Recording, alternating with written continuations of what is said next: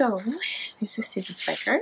I am an art therapist, and I'm here to just show you a few things that you can put together for some art supplies that you can pull out at times when you have a need to express yourself, when you're feeling an emotion, whether it's joy or boredom or sadness, or it could be for times when you just want to doodle, when you want to create something. Creating is a really great pastime, and it can help you regulate your emotions and to problem solve and to figure things out about what's going on inside that maybe is a bit confusing. Or maybe it's just a way of communicating something to somebody else that really you cannot say in words. So I just want to show you a few things that I've pulled together that could be really easy for you. So this is, on the top here is a book that I made. So I took apart an old book that I got at a thrift store. I took the pages out of it, and then I added my own signatures. You can see that there is a number of signatures in here. In fact, there's too many because I've been wanting to really layer my pages up and create fold outs, so it's gotten quite thick. And when I put the signatures in, I put holes in the paper and lined it up with the spine, and then I threaded some embroidery floss through. And there's all kinds of ways that you can do this. I used 4 sets of holes and that made these 3 blocks. And then you can see that I've just been exploring messy garden, color, various media, and this one wants to come out. Yeah. So it's like an accordion journal where the pages come out and then they can put back in. And I've done that with quite a few of them, playing with different colors and different mediums. And you can do that too with whatever you have around your house. If you have an old school book, or you can use something like that, you can easily just put some marks on it and never mind the lines. It doesn't have to be there. So you can just doodle away and just see what happens. You can make patterns on it. You can see what wants to come as you just use an art material. And then you can carry on. So nothing has to be fancy here. You can make a book like I did. You can use an old book. Maybe you have just some paper lying around. This is some paper that I have lying around. This is actually a glossy paper, which will take the media differently. This is a letter paper, but basically it can be any kind of paper that you have. And you know what? Lots of times bills come or mail comes that is blank on one side. That's an option too. Just finding any paper that's lying around the house that you can use. Or you can perhaps get a journal from a shop online or some dollar store or something that has blank pages in it that you can add to. I'm going to show you now some supplies that I would have on hand, and I was thinking about this, and so a way to keep these supplies maybe ready for you to use is in some sort of container. Now I have found this container. It's something that some makeup or something came in as a gift, and it's just perfect. I can even see what's inside of it because it's clear, and it's a nice size but not too big to carry a lot of different things. So in this bag I would potentially have some little collage items in there. I could have some paper. I really enjoy making these accordion journals, and then I have a little square, a little size that I might work on.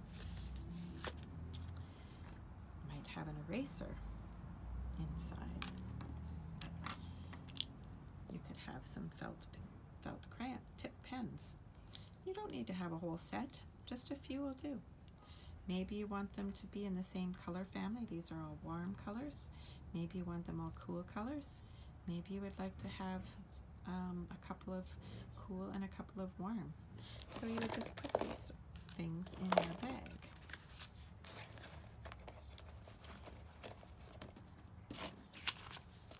That you would be able to take with you wherever you wanted to go.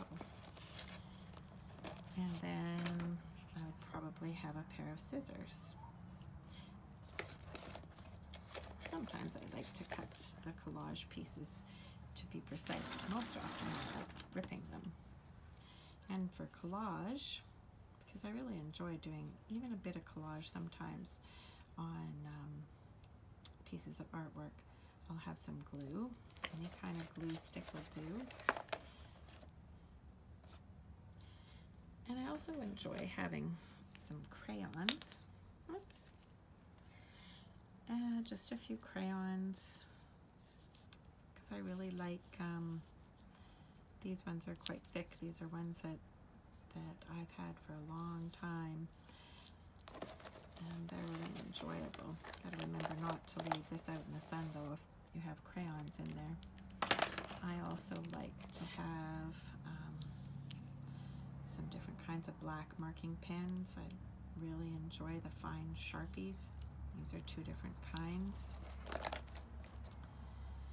Then you're going to want to have a variety of other mark making tools. So I have a number of pencils. This is just a 2B. This is a charcoal type pencil. This is something that I really enjoy. It's called a China marker, and it makes kind of a thick, greasy kind of line that holds color on the inside, and it's got a really rich color to it. Here, I'll just grab a piece of paper here. So it can make a really nice dark line. So I'll put that in there. And then you have a pencil. And so it's nice to have a variety of mark making tools. And this one's kind of got a softer blackness to it. You can have just a regular old HB pencil from school. See how much lighter it is? You've already got sort of a really interesting grayscale there. Another, I think this is a 4B, slightly harder than the one that I had before. This is a 6B, so it's a bit softer. And often I like to even have some mechanical pencils. Whoops. And they make a very fine line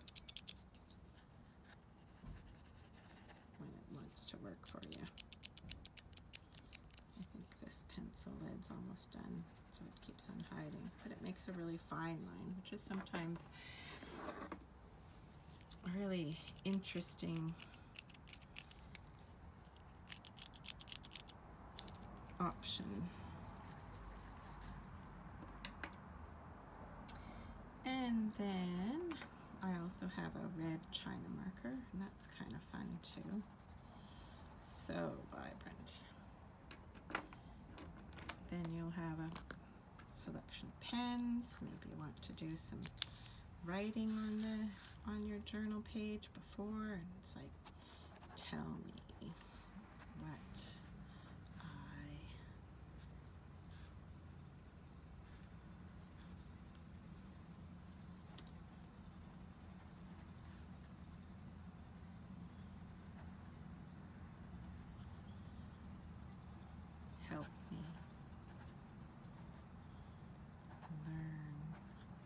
stand, etc.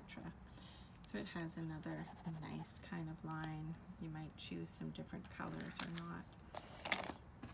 You might have a felt marker. This one is has a fat tip,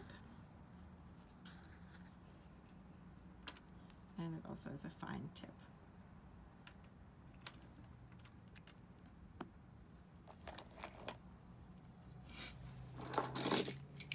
And then you'll have a selection of pencil crayons. Is there nothing fancy? That's an assortment of all kinds of different ones. So from school you probably had to have some pencil crayons. Maybe you have some favorite ones. And you have a selection of pencil crayons in your bag. And look at that. All those great things in there. And your pencils. And I have a few more little bits of paper that maybe I can put in there.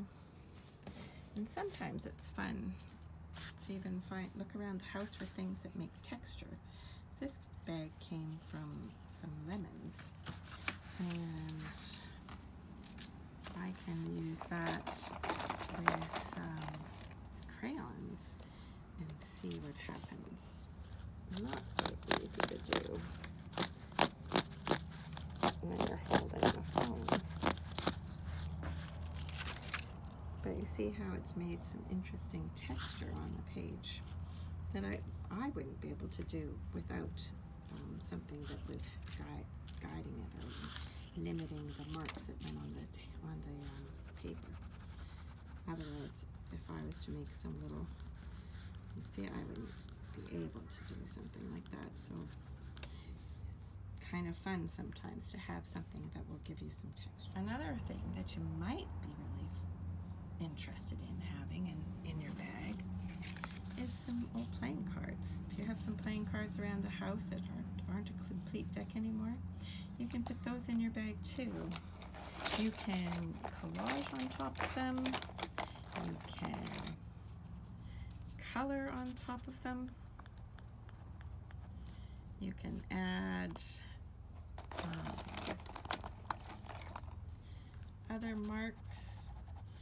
You can put pictures on them and create some of your own artist trading cards, or perhaps you want to create your own oracle cards or tarot cards if you're interested in something like that. So look at that. There's a lot of things that can go in here, and then my journal would be separate. I brought out, also you might have a little box that came with something that's still clean. If you don't have a bag like the pink one that I have, maybe you have a box that you're able to put your supplies in, and you're able to keep them safe and sound and ready for whenever you want to use them. So next up, we're going to do some invitational that you might enjoy. Stay tuned.